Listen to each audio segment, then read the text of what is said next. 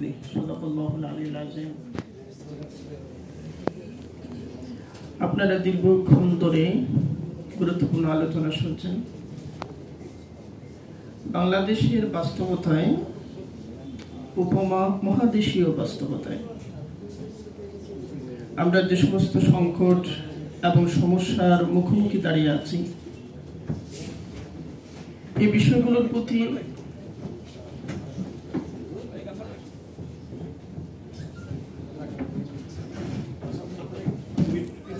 মুখোমুখি আমরা দাঁড়িয়ে আছি, এই বিষয়গুলোর প্রতি আমাদের দৃষ্টি আকর্ষিত হওয়া দরকার। যেহেতু আমরা চিন্তার কথা বলছি, সাহিত্য সাংস্কৃতিক একটা সংগঠনের আয়োজনে এখানে সমবেত হয়েছে। আপনারা ইতিমধ্যে লক্ষ্য করছেন যে সারা দুনিয়ার মুসলমানরা জায়নবাদের আগ্রাসনের বিপরীতে এক ধরনের হতাশ কিংবা নীরব দর্শক কিংবা সরব দর্শক হয়েই বসে আছে। এর চেয়ে বেশি কিছু করতে পারছি না আমরা। জায়নবাদ যতটা বিপজ্জনক, ইসলামের বিপরীতে জায়নবাদ যতটা বিপজ্জনক, হিন্দুত্ববাদ তার চেয়ে আরেকটু বেশি বিপজ্জনক। আমরা যখন জায়নবাদের বিরুদ্ধে বলি, ইউরোপ আমেরিকার যেটা হচ্ছে, বিভিন্ন ইউনিভার্সিটির ক্যাম্পাসে জায়নবাদের বিরুদ্ধে বলা হচ্ছে, তখন শাসক শক্তি বলছে যে এটা অ্যান্টিসেমিটিক, অর্থাৎ ইহুদিদের বিরুদ্ধে বলা হচ্ছে। জায়নবাদ এর বিরুদ্ধে বলা মানে ইহুদিদের বিরুদ্ধে বলা নয়। ইহুদিদের মধ্যে 17% ইহুদি জায়নবাদ বিরোধী। অনুরূপভাবে হিন্দুত্ববাদ সম্পর্কে বলা মানে হিন্দুদের বিরুদ্ধে বলা নয়।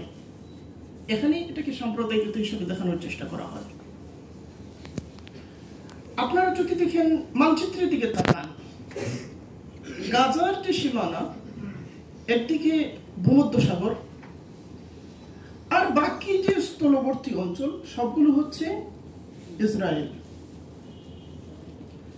41 কিলোমিটার দৈর্ঘ্য, 10 কিলোমিটার প্রস্থ, এই ভূখণ্ডে 23 লক্ষ মানুষের বসবাস, একটা অবরুদ্ধ জীবনযাপন করছেন। জাতিসংঘের ভাষা সেটা একটা উন্মুক্ত কারাগার। এই গাজার সাথে পৃথিবীর আর কোন জায়গার অন্য কোন মুসলিম ভূখণ্ডের কোন সাদৃশ্য নেই, মিল আছে বাংলাদেশের। বাংলাদেশের মানচিত্রের দিকে তাকান, একদিকে সমুদ্র, বাকি 3 দিকে একটা ভারতীয় রাষ্ট্র এবং কিছু অংশে মায়ানমারের সাথে আমরা সম্পর্কিত। ফিলিস্তিনের মুসলমানরা যেভাবে প্রত্যক্ষভাবে জায়নবাদের মুখোমুখি, জায়নবাদের একেবারে সামনে দাঁড়িয়ে আছে, বাংলার মুসলমানরা, বাংলাদেশ কিংবা আমরা প্রত্যক্ষভাবে হিন্দুত্ববাদের সবচেয়ে নিকটবর্তী মুখোমুখি দাঁড়িয়ে আছে। হিন্দুত্ববাদ যখন বলি, বিগত কয়েক বছরের আলাপ আলোচনায় হিন্দুত্ববাদ শব্দটা অনেকের কাছে এসেছে, কিন্তু তাৎপর্যটা আসে নাই, প্রক্রিয়াটা আসে নাই, কিভাবে তারা কাজ করে। হিন্দুত্ববাদ সবচেয়ে জোরালোভাবে যে জিনিসটার উপর জোর দেয় সেটা হচ্ছে সে রাজনৈতিক এবং সাংস্কৃতিক একটা ঐক্য তৈরি করে।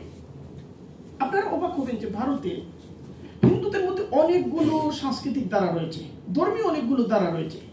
আপনি পশ্চিমবঙ্গে যান, সেখানে তাদের প্রধান উৎসব হচ্ছে দুর্গাপূজা। আপনি দিল্লিতে যান, সেখানে তাদের প্রধান উৎসব হচ্ছে দেওয়ালি। আপনি উত্তরপ্রদেশে যান, সেখানে আলাদা। মধ্যপ্রদেশে যান আলাদা, তেলেঙ্গানায় যান আলাদা, অন্ধ্রপ্রদেশে যান আলাদা, কর্ণাটকায় যান আলাদা, ভাষা আলাদা, সংস্কৃতি আলাদা। কেউ রামকে মহানায়ক মনে করে, কেউ রাবণকে মহানায়ক মনে করে। এইভাবে তাদের মধ্যে পার্থক্যের শেষ নাই। কিন্তু হিন্দুত্ববাদ কি করেছে? 1925 সনে আরএসএস প্রতিষ্ঠিত হয়েছে। আরএসএস সিদ্ধান্ত নিয়েছে যে ভারতের এই বহু ভাষা সংস্কৃতিতে বিভক্ত হিন্দুদেরকে ঐক্যবদ্ধ করবে, একত্রিত করবে। 1925 সালে শুরু, আগামী বছর তাদের 100 বছর পুরো হবে। আপনি অবাক হবেন, বহু ভাষা সংস্কৃতিতে বিভক্ত, বহু ঐতিহ্যে বিভক্ত ভারতের হিন্দু এবং হিন্দু সংস্কৃতির ধারক বাহক জনগোষ্ঠী সমূহকে আরএসএস নিজের ছাতার তলায় ঐক্যবদ্ধ করতে সক্ষম হয়েছে। এত বৈচিত্র্য থাকার পরে ঐক্যবদ্ধ করতে সক্ষম হয়েছে। ভারতে হিন্দুত্ববাদী অনেকগুলো সংগঠন রয়েছে, প্রত্যেকের দ্বারা আলাদা, ধরন আলাদা। তারা যাতে একই সুরে কথা বলে সেজন্য তারা প্রতিষ্ঠা করেছে সংঘ পরিবার। শিবসেনা আলাদা, বজরং দল আলাদা, বিজেপি আলাদা, বিশ্ব হিন্দু পরিষদ আলাদা। সবাইকে তারা একই ছাতার তলে নিয়ে এসেছে, সংঘ পরিবার করেছে, যাতে সবাই একই সুরে কথা বলে। প্রথমত ঐক্যের প্রথম প্রাথমিক স্তর হচ্ছে হিন্দু জনগোষ্ঠীকে ঐক্যবদ্ধ করা, এবং সিংহভাগ ঐক্যবদ্ধ করতে সক্ষম হয়েছে তারা। এমনকি 2014 সালে আরএসএস এর যে রাজনৈতিক শাখা বিজেপি, যারা ভারত শাসন করে, 2014 সালে দেখা গেছে বিজেপির সদস্য সংখ্যা 19 কোটি, 2023 সালে সেটা 22 কোটি ক্রস করেছে। 22 কোটি সংখ্যাটা ছোট না।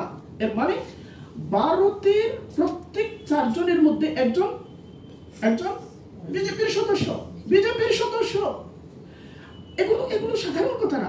আপনারা যে বছর শেষে সমাবেশ করতেছেন, এখানে আমি তো শুনি নাই, অনেকে হয়তো খুব জোরালো ভাষণও দিয়েছেন, আগামী কয়েক বছরের ভিতরে আমরা এই করে ফেলবো, সেই কত কিছু এগুলো চলছে। কিন্তু আমরা কোথায়? মধ্যখানে একটা সীমান্ত, আর তো কোনো পার্থক্য নেই। ওই হিন্দুত্ববাদ একই সময়ে তারা কি না করছে, আমরা কি করছি? শব্দ উৎপাদন। এখানে আমরা যতটা সরব এবং সক্রিয়, অন্যত্র আমাদের সক্ষমতা এবং সক্রিয়তা কোথায়? দ্বিতীয়ত, হিন্দুদেরকে ঐক্যবদ্ধ করা গেল, সব হিন্দুকে তো আর ঐক্যবদ্ধ করা যাবে না। যারা সরাসরি বিজেপি আরএসএস এর সাথে যুক্ত হবে না, তাদেরকে কি করা যায়? যুক্ত হবে না, তাদেরকে কি করা যায়? তাদেরকে কিভাবে সহানুভূতিশীল করা যায় সেই প্রক্রিয়া তারা নিয়েছে। যারা যুক্ত হবে না, তারা যাতে সহানুভূতিশীল হয় সেটাও তারা করেছে। এখন ধরেন নির্বাচন হচ্ছে, ধরেন কংগ্রেস শাসন ক্ষমতায় চলে আসলো, তাহলে কি হবে? তাহলে আপনি গরম বিজেপির শাসন থেকে নরম বিজেপির শাসনে আসবেন। কারণ ভারতের রাজনৈতিক প্রতিষ্ঠানগুলো, রাষ্ট্রীয় প্রতিষ্ঠানগুলো, সাংস্কৃতিক প্রতিষ্ঠানগুলো, সামাজিক প্রতিষ্ঠানগুলো, ধর্মীয় প্রতিষ্ঠানগুলো সর্বত্র আরএসএস বিজেপি এত শক্তভাবে জেঁকে বসেছে, যেই ক্ষমতায় আসুক তাদের ইচ্ছে এবং আকাঙ্ক্ষার বাইরে গিয়ে কিছু করতে পারবে না। এটা করেছে তারা, হিন্দুদেরকে ঐক্যবদ্ধ করলো। তারপরে কি করেছে? ভারতে অনেকগুলো ধর্ম আছে, অনেক ধর্ম আছে। অন্যান্য ধর্মাবলম্বীদেরকে নিজেদের ফেভারে, নিজেদের কাছে, নিজেদের পক্ষে আনার জন্য তারা একটা বিভাজন করলো। বিভাজন হলো ভারতীয় যে জাতীয়তাবাদ, এই ভারতীয় জাতীয়তাবাদের পক্ষের যে ধর্মগুলো, এগুলো এক পক্ষে, আর জাতীয়তাবাদের বিপরীত ধর্মগুলো আরেক পক্ষে। ভারতীয় জাতীয়তাবাদের পক্ষের ধর্ম কোনগুলো? যেগুলো ভারত থেকে জন্ম নিয়েছে। জৈন ধর্ম ভারত থেকে জন্ম নিয়েছে, এটা হিন্দু ধর্ম না। বৌদ্ধ ধর্ম উপমহাদেশ থেকে জন্ম নিয়েছে, হিন্দু ধর্ম থেকে আলাদা। শিখ ধর্ম উপমহাদেশ থেকে জন্ম নিয়েছে, হিন্দু ধর্ম থেকে আলাদা। এই সব ধর্মের অনুসারীরা রয়েছে, তাদেরকে কিভাবে ঐক্যবদ্ধ করা যায়? এজন্য তারা বলল যে ভারতীয়ত্বকে ধারণ করে যে সমস্ত ধর্ম, তারাও ভারতীয় ধর্ম। ফলে ধর্ম দুই রকম, একটা হলো ভারতীয়, আরেকটা হলো নন ভারতীয়। এই কারণে আপনারা দেখবেন পাঞ্জাবে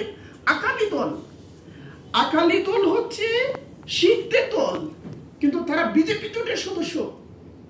কেন? ভারতীয় সংস্কৃতির ধারক, ভারতীয়ত্বকে তারা ধারণ করে। এই জায়গায় তারা আরেকটা ধাপ অগ্রসর হলো। তাহলে ভারতের বাইরের ধর্ম কি থাকলো? খ্রিস্ট ধর্ম, ইহুদি ধর্ম আর ইসলাম ধর্ম। এখন বৌদ্ধ ধর্মকে নিজেদের পাশে আনা হলো। সবাই তো আর আসবে না, কিন্তু বড় একটা অংশকে আনা হলো। শিখ ধর্মকে আনা হলো, জৈন ধর্মকে আনা হলো। তাহলে এরপরের ধাপটা কি? তারা কি করলো? ভারতীয় সত্তার উপর যারা উপনিবেশ স্থাপনকারী, তাদেরকে আলাদা করলো।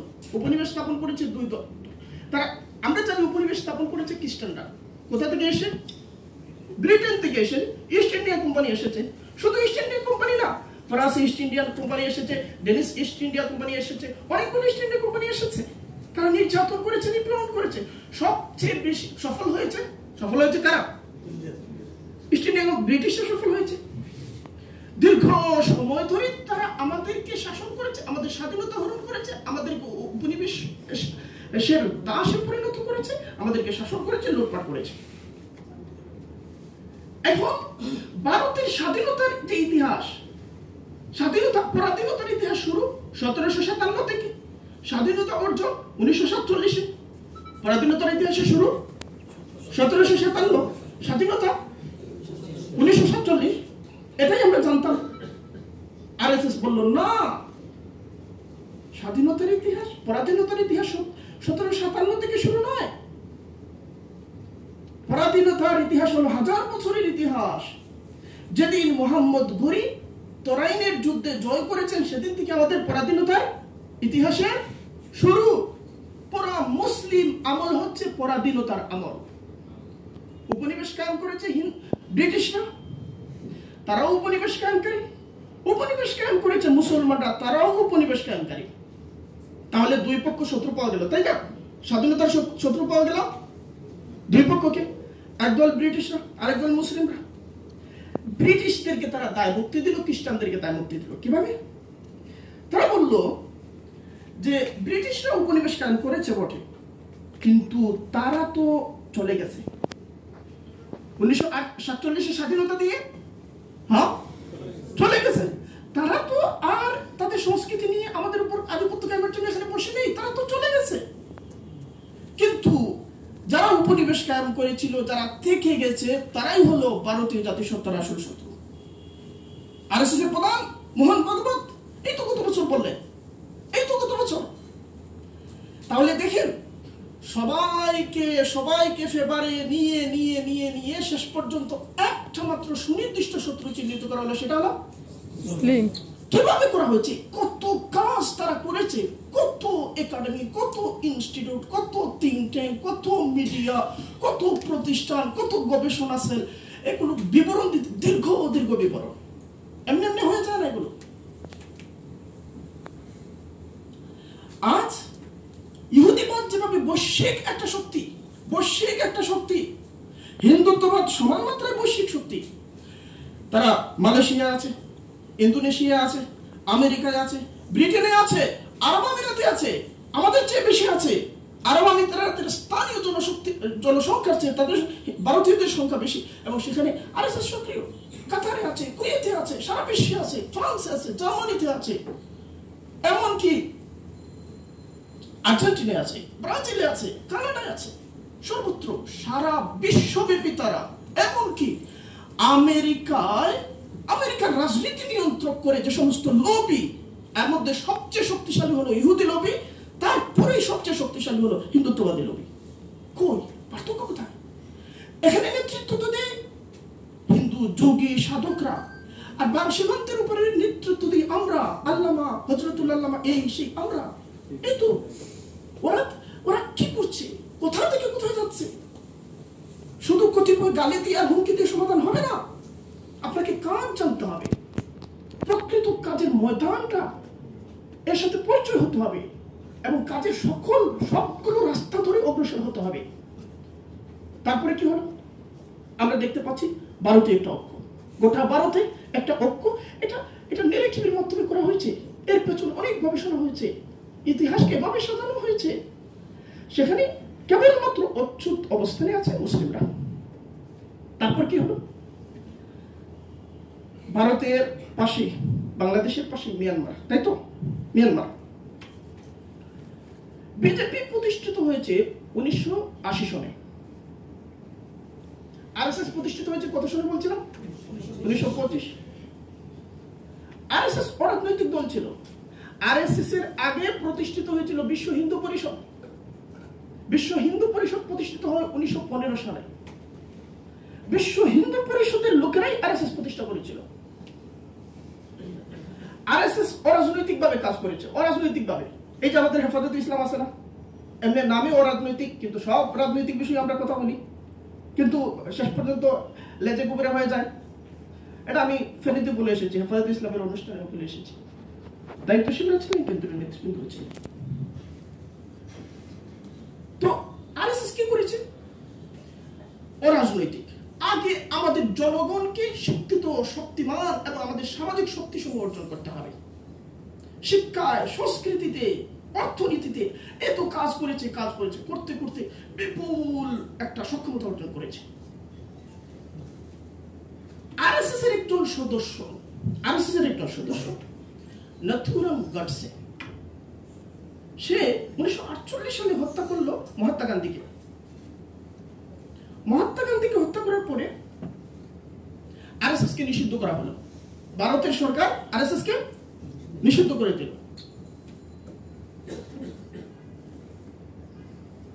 তারপর আরএসএস সিদ্ধান্ত নিল, যেহেতু রাষ্ট্রশক্তি ব্যবহারের মাধ্যমে আমাদেরকে নিষিদ্ধ করা হয়েছে, ফলে এর মোকাবেলাটা রাজনৈতিকভাবে, পলিটিক্যালি করতে হবে। রাজনৈতিক মোকাবেলা করতে হলে অরাজনৈতিক সংগঠনের নাম দিয়ে নয়, রাজনৈতিক সংগঠন লাগবে। এজন্য তারা সিদ্ধান্ত নিল আমাদেরকে রাজনৈতিক সংগঠন গঠন করতে হবে। 48 সালে সিদ্ধান্ত নিল, হোমওয়ার্ক করলো 2 বছর, 3 বছর। 1951 সালে প্রথম রাজনৈতিক সংগঠন তারা তৈরি করলো, সেটার নাম ছিল জনসংঘ। একটু সময় শেষ, তাই তো? আচ্ছা, আমি শেষ করে দিচ্ছি। জনসংঘ প্রতিষ্ঠিত হলো। তারপরে জনসংঘ কিছুটা সফল হলো। 1977 সালে সেটা ভেঙে গেল, নতুন সংগঠন হলো। তারপরে আবার সেটা ভেঙে গেল। তারপরে 80 সনে তারা বিজেপি গঠন করলো, যে বিজেপি এখন পর্যন্ত চলমান। এখন এই আরএসএস তাদের বৌদ্ধ বন্ধুদেরকে উদ্বুদ্ধ করলো জাতিগত শত্রুদের বিরুদ্ধে লড়াই করার জন্য। তারা অনুপ্রাণিত হয়ে বৌদ্ধদের, মিয়ানমারের বৌদ্ধদের একজন ধর্মীয় পুরোহিত, তার নাম হলো অসীন বিরাতু। 2001 সনে প্রতিষ্ঠা করলো একটা সংগঠন, মাবাতা 969। মাবাতা প্রতিষ্ঠা করলো। বিজেপি 1981 সনে কত শক্তিশালী, আমাদের কত সংগঠন 1980 সনে প্রতিষ্ঠিত হয়েছে, কতগুলো, এর আগে কিংবা নিকটবর্তী কতগুলো তালিকা করেন। 2001 সনে মায়ানমারে মাবাতা, মাত্র 2001 সনে। এখন মায়ানমারে গৃহযুদ্ধ হচ্ছে, 2 পক্ষ, উভয় পক্ষের মধ্যে মাবাতার সদস্যরা। যে পক্ষ জিতবে মাবাতা জিতবে, আর মাবাতার কথাই হলো মুসলিমদেরকে নিশ্চিহ্ন করতে হবে। আবার এখানে 2 পক্ষ যুদ্ধ করছে, উভয় পক্ষকে সহায়তা করতেছে আরএসএস, উভয় পক্ষের সাথে আরএসএস এর সম্পর্ক। এই যে মাবাতা 2001 সালে প্রতিষ্ঠিত হলো, সেখানে মেজর জেনারেলরা আছেন, সেখানে সাংবাদিকরা আছেন, সেখানে বুদ্ধিজীবীরা আছেন, সেখানে বিলিয়নিয়াররা আছেন, সব শ্রেণীর মানুষকে তারা টেনেছে। শ্রীলঙ্কার দিকে তাকান। আচ্ছা, এই যে গোটা পরিবেশ, এগুলো আপনাদের বোঝা দরকার, এবং যারা আমরা কাজ করি, চিন্তায় কাজ করি, লেখনীতে কাজ করি, ময়দানে কাজ করি, পলিটিক্সে কাজ করি, সবার বোঝা দরকার এবং আমাদের দৃষ্টি উন্মোচনের মধ্য দিয়ে কাজ করা দরকার। বিস্তারিত আলোচনা করার অবকাশ নেই, প্রাথমিক কিছু কথা বললাম। আশা করি আমরা চারপাশের পরিস্থিতি সম্পর্কে আরো সজাগ হব। আল্লাহ সুবহানাহু ওয়া তাআলা তৌফিক দান।